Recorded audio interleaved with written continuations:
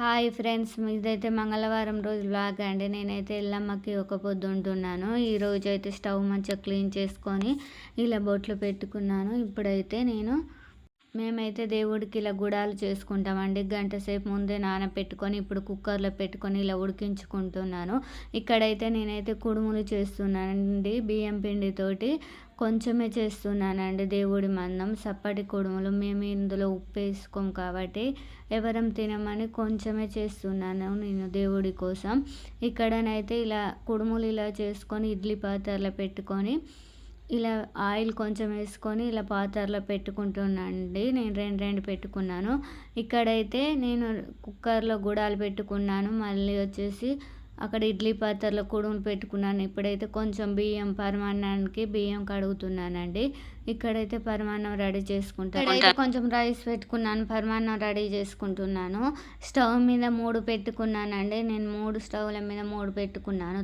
ఫాస్ట్గా పని అయిపోతుందని ఇలా 3 ఒకసారి పెట్టుకున్నాను. ఇప్పుడైతే బెల్లం కొంచెం చిన్న చిన్న పీసులాగా చేసుకొని బెల్లం వేసుకున్నానండి. రైస్ అయ్యాక బెల్లం వేసుకొని ఇప్పుడైతే ఒక పాల ప్యాకెట్ తీసుకొచ్చుకొని పాలు వేసుకున్నాను. అన్నీ నేను కొంచెం కొంచెమే చేస్తున్నానండి. తినడానికి పిల్లలు గిట్ల ఎవరు లేరు కాబట్టి మేమిద్దరమే కాబట్టి దేవుడి కోసం కొంచెం కొంచెం క్వాంటిటీ చేసుకుంటున్నాను. పరమాన్నం అయితే చాలా టేస్ట్ ఉందండి. ఇక్కడ నేను చేసిన గుడాలు కూడా రెడీ అయ్యాయి. చూడండి ఎంత బాగా ఉడికాయో. కుక్కర్లో చాలా ఫాస్ట్గా ఉడికాయండి. ఇలా అంటేనే నలిగిపోతున్నాయి. ఎల్లమ్మకి ఒక పొద్దు మీరు ఎలా చేస్తే తప్పకుండా కామెంట్లో చెప్పండి. మాకైతే వెజిటేబుల్ అండి, నాన్ వెజ్ ఉండదు.